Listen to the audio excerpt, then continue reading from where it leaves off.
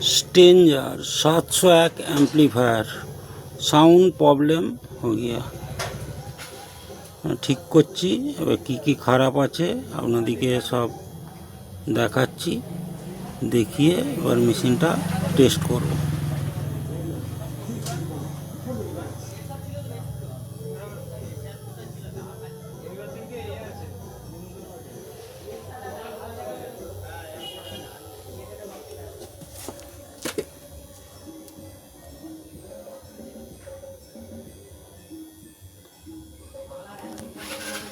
আপনারা দেখুন এই পার্টসগুলো,